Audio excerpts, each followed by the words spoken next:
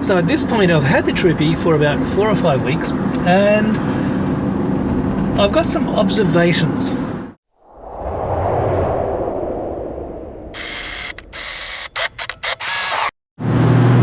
Oh, look at that V8. I love that sound. I absolutely love the sound of the V8, and this is the main, well, one of the main reasons that I bought the V8 and not the Auto. The V8 makes me feel good. It sounds so amazing. It's a visceral thing to drive this car. I could have gotten the 2.8 litre and I'll test drive it. It's like driving a Corolla. It's quiet. It's doesn't make you feel like anything. The V8 on the other hand, oh my god, it is such a guttural, visceral sound. It's like caveman-like. I love the sound of the V8, and it makes me feel good. It makes me feel good here and up here. It is really, really fantastic. Now at this point, I've owned the Troopy for about 5 or 6 weeks, and we've been driving it every weekend. Now we've been going out for 8 or 9 hours pretty much every Saturday, just getting used to the car, getting a feel for it, learning about it. Oh, I love that sound. And what I've noticed is when we arrive home, we are absolutely exhausted. Now, the same kind of trips that we do on a weekend, which is a mixture of driving in the suburbs, highway driving, tracks, just out for the day with frequent stops. In the FJ, not a problem in the world. And we're not doing a huge amount of kilometres. We might do 200 kilometres. And by the time we get home, in the Troopy, we are completely exhausted. My theory as to why that is not because it's a manual. I've driven manuals all my life, so it's no big deal. I think it's because of the noise that is present in the car. The Troopy is a inherently noisier vehicle than the FJ. You've got the growl of the V8, which I absolutely love. You've got the road noise, you've got some wind noise because the aerodynamics aren't all that good. All that adds up to a noisier vehicle. Now, if you are exposed to a lot of loud noises over time, that is fatiguing. Now, to back up my point, and I've got an experiment that I want to do. I have on my phone a decibel meter app, and I've been recording some sounds as we've been driving. Now, in the FJ, if we're driving along at 50 or 60 kilometers per hour in the suburbs, it doesn't get noisier than about 70 decibels. On the flip side, in the Troopy, when we're doing the same sort of driving, 50, 60 kilometers per hour, it reaches about 80 decibels.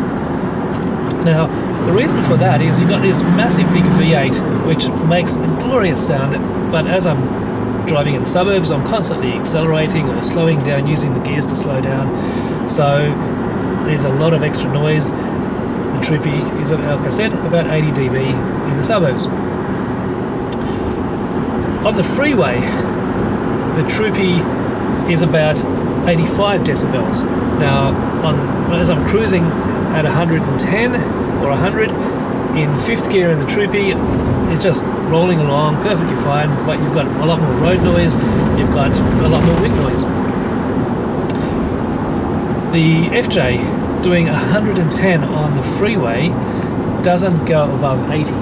Now, the decibel scale is a logarithmic scale, so which means it's a massive big difference. So essentially 80 decibels is a lot louder than 70 decibels. And yeah, the Troopy is a inherently noisy vehicle. So what I need to do now is I need to do something about the noise. I need to apply some sound deadening to the vehicle to cut down on that noise. Hopefully that will make it a much more comfortable car to drive, and we will not be fatigued after driving it the whole day. The other thing I've noticed, the other day it was about 37 degrees and we were out for a drive, and I touched this grab handle here and it was hot to the touch. Not slightly warm, it was hot to the touch. we had the aircon on in here on full blast, and this was hot. The roof naturally was hot. There's no real insulation here. Other parts of the car were hot to the touch. In the FJ, you don't get that. You don't get that heat penetrating the vehicle as much as you do in the Troopy.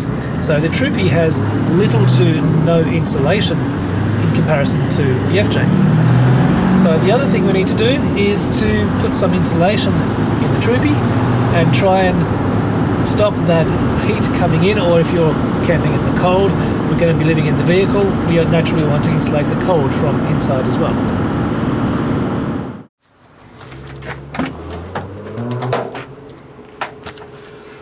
Alright, so I'm at home in my driveway and I have a car full of goodies. So these boxes contain some sound deadening and insulation material from a company called Car Builders. I've just opened the first box here, and this contains a roller and a few other bits and pieces. I haven't actually opened this box yet.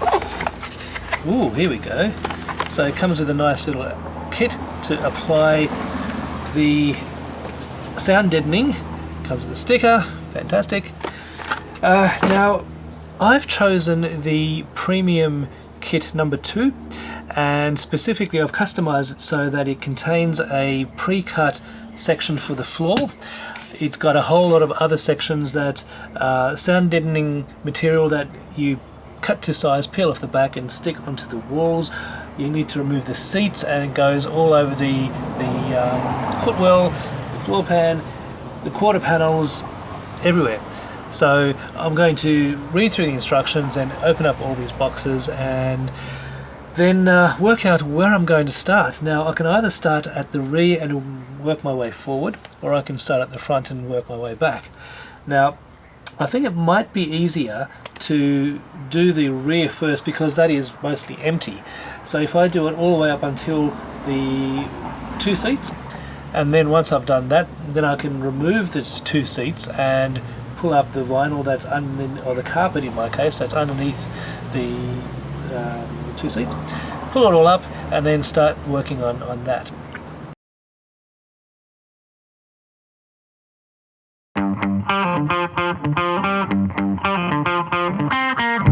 This feels a little bit like Christmas. I've unpacked all of the boxes and now I can see what's what.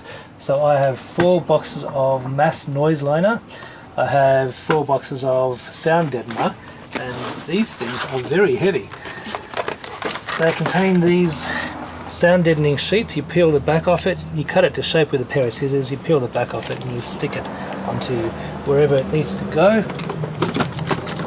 You'll see when I get around to installing it exactly how that works, but it's going to be a bit of a challenge, I think. I haven't done this before, but I think the next step is to remove the vinyl and then work out how I'm going to start doing this.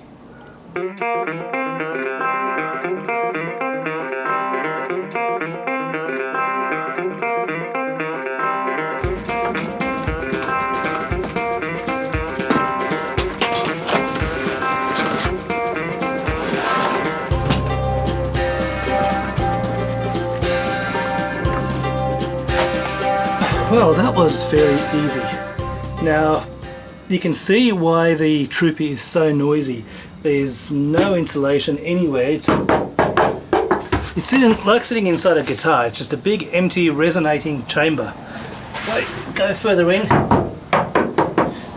so any stones that get flicked up under the wheel arches, you just hear that reverberating in the cabin. You hear the noise of the tyres on the road transferred through into the back of the Troopy. There's no sound deadening, there's no insulation. It gets really, really hot. So let's fix that. Alright, I've chosen just about the hottest day on which to do this. It was nearly 40 degrees in Sydney today. It is now late afternoon and it is still really, really hot, but I've got to get this done. Alright, so I've got the Troopy here. Now let's have a look at what it sounds like before the insulation has been applied. So it's really quite hollow. Now I'm going to do the same test again after I've applied it and we'll see what kind of difference there is. Let's have a quick look at the front door.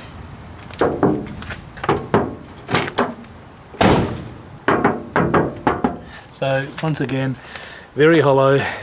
Let's get stuck in and start applying this sound deadening and see what kind of a difference it makes.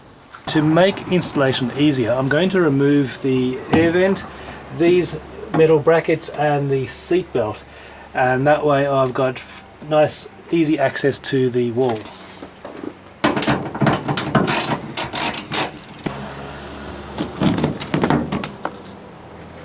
I need to now cut out from each sheet. I need to make it fit, so I need to cut out the vent here, I need to cut it to size, stick it, peel off the back, stick it on, and then I have a roller that I use to roll it on. I haven't done this before, so fingers crossed it turns out okay.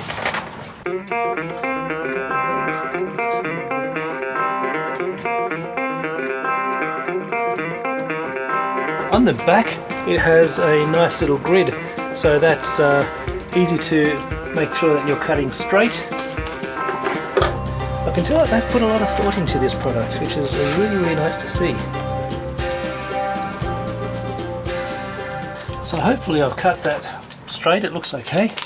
That will fit right there.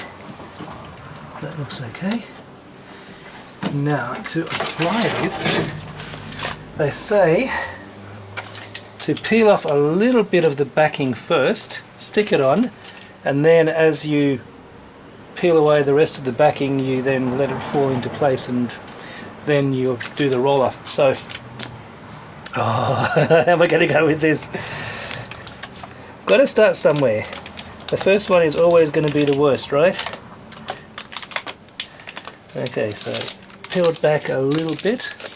Let's see if we can position this.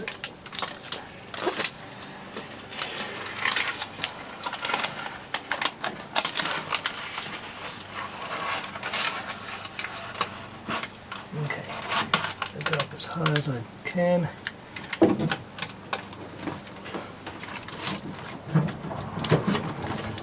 Okay.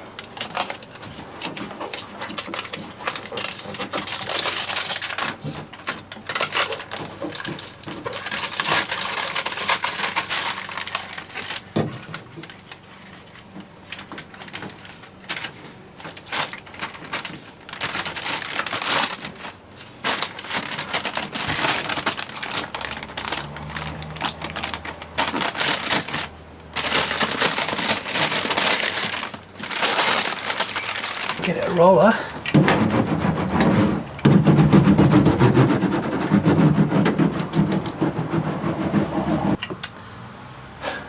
Sheet number one done. Okay, so the reason I did the rust proofing first is because I have these pads here for the coupler tech device and I need to now cover the pads. So I think it'll be perfectly fine to cover the pads. I know where they are, and I think I'm going to put that sheet there.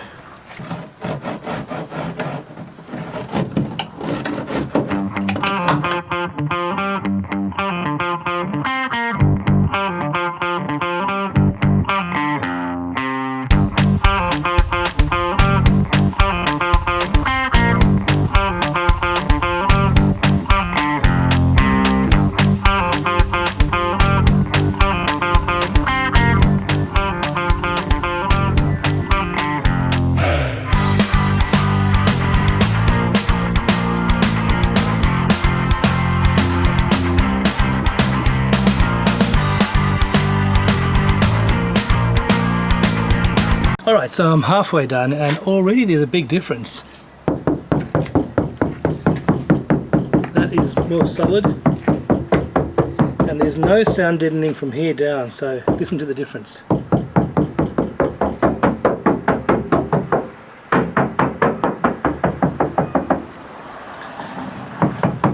There's sound deadening here, nothing here.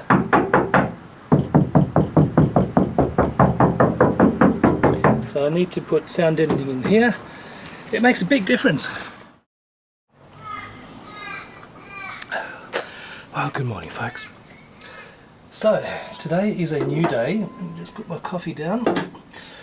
Today is a new day.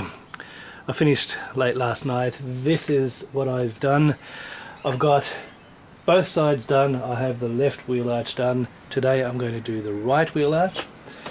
Then remove the carpet, remove the seats, and do the firewall, and then do the two front doors. And if there's any of this sound deadening mat left, I will do the two back doors as well.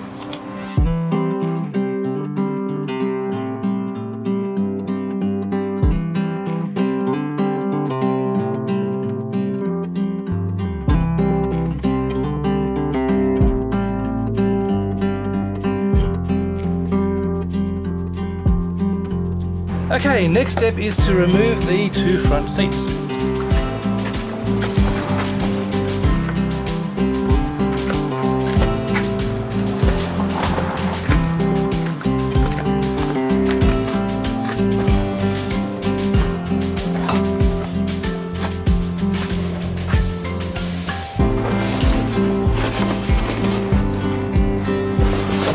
Okay, finally the carpet is out.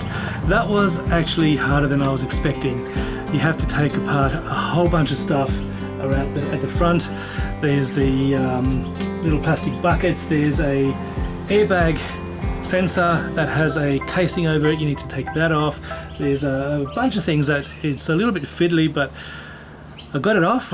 Getting it back on I think will be even more difficult. The next thing to do is to start lining the firewall and the footwell with the same sound deadener as we did in the rear.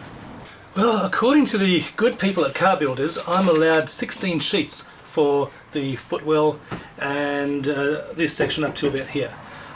So let's see how we go.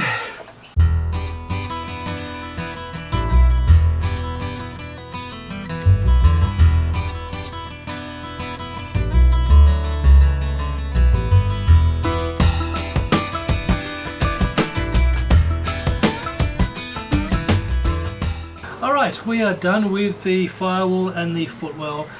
It took a few hours to do. I have to mould every single sheet to the contours and then cut it to shape and roll it in, make sure it's nice and compressed down, and yeah, that's done really well. I've gotten into every little last nook and cranny, even underneath these sorts of brackets. I've done in the middle of that. Everywhere that I could get to, I've put this up onto the firewall. So hopefully this makes a good difference. The next thing to do is to take these door cards off and do the insides of the front doors.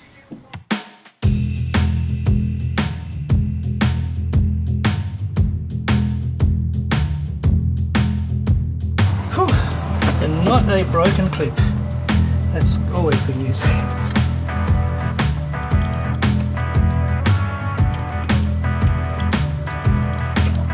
The best way I've found of removing this is to gently pull on the plastic while cutting the black sticky stuff. I can't remember what that's called. And this way you can always stick it back.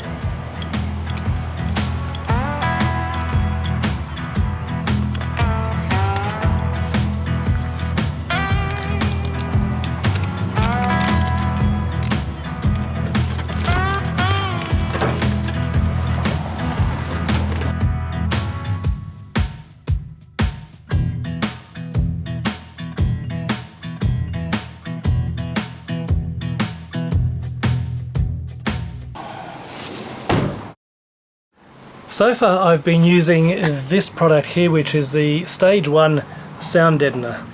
Now the next part is to use the Stage 2 sound deadener, which is this stuff here.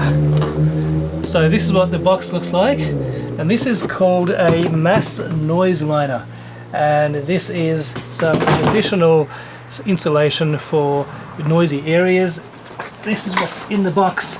It's a roll of closed cell foam with some kind of rubberized top, and this is now going to go into the I'm tired. This is now going to go into the footwell and firewall and under the seats. There's no need to stick this down. This is heavy, so this will just stay in place under its own weight. So let's go work out how to do this.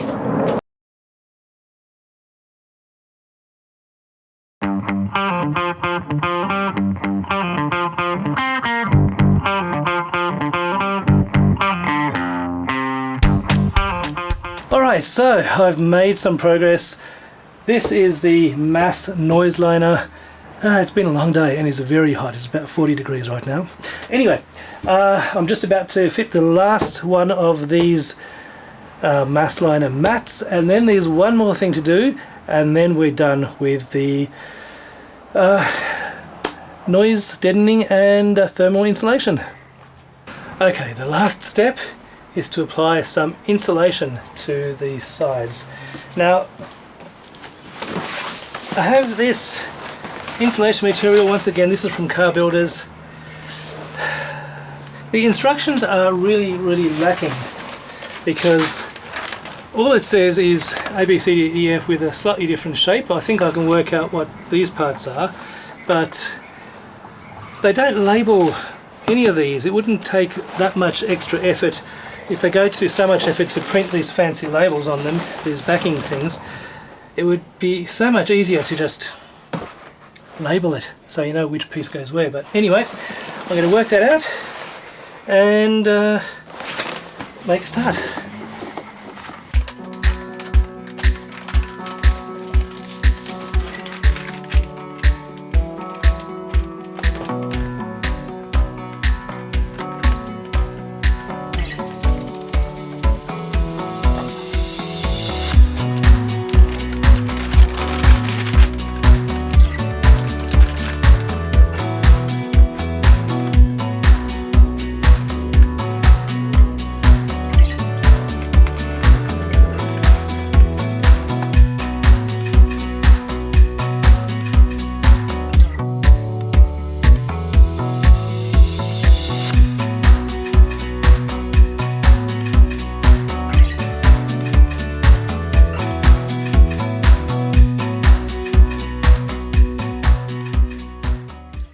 Alright, we are finally done with the sound deadening and thermal insulation. Now let's do the same test I did at the start of the video. So it's really quite hollow.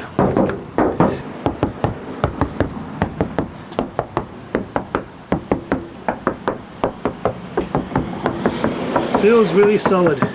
Front door.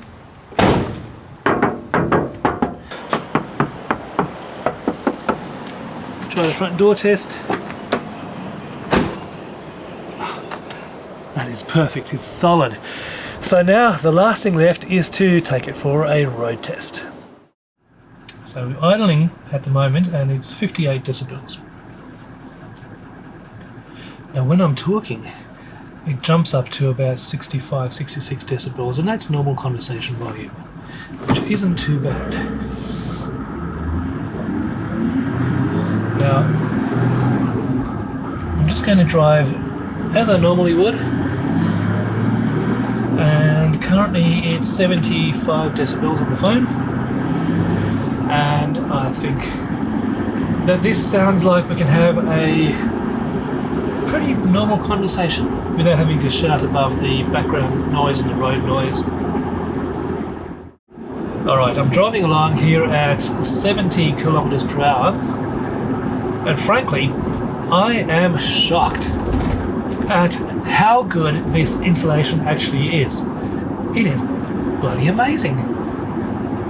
The car is quiet. It's no noisier than the FJ. It's really quite refined and quiet. And I can talk normally. I can have a conversation that's normal. In fact, I can whisper, and you should be able to hear me just fine.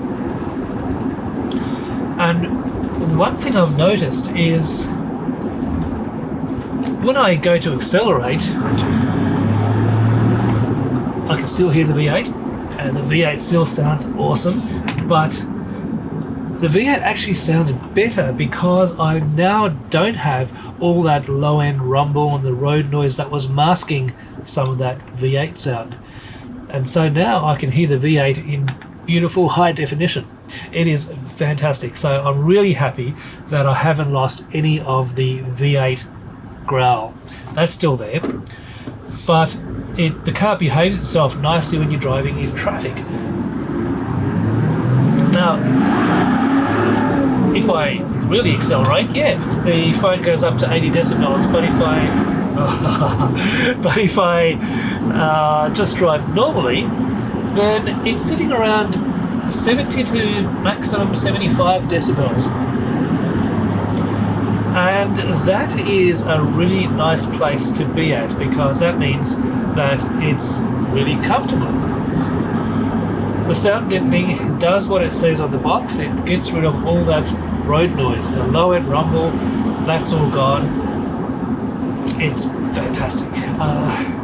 Now, I don't know how well the insulation, the thermal insulation works yet, because I haven't had a good chance to try that out, but that will come. But considering the amount of insulation I put in the car, nice and thick on every surface that I could find, it's bound to be a really, really good result. Because I'm going to live out of this car.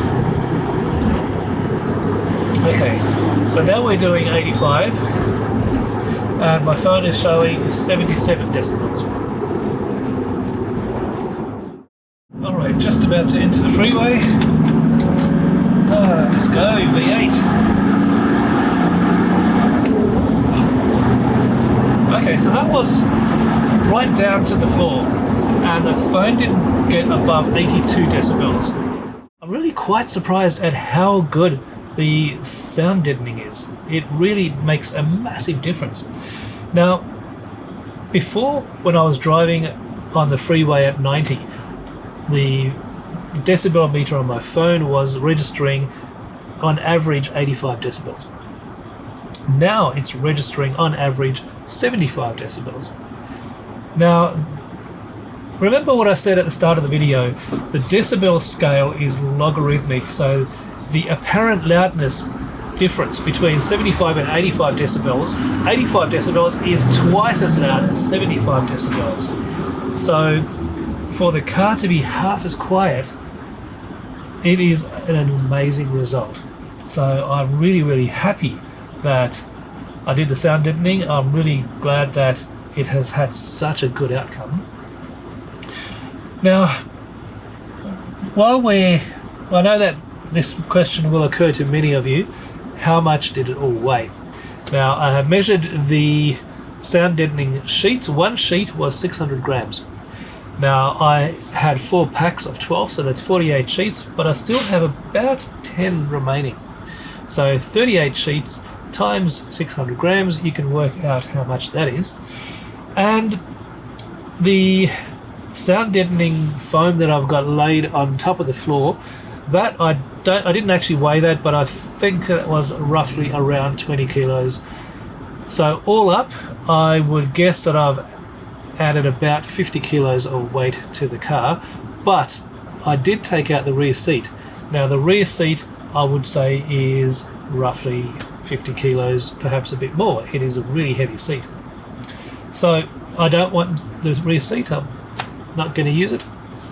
So basically, on average, I'd say I am back at the same weight as when I bought the car. So I think that's a pretty good outcome. And I still have my V8. Oh yes, the V8 is still there. But how often do I drive like that? It's not a common thing, but it is reassuring to know that my beloved V8 sound is still there.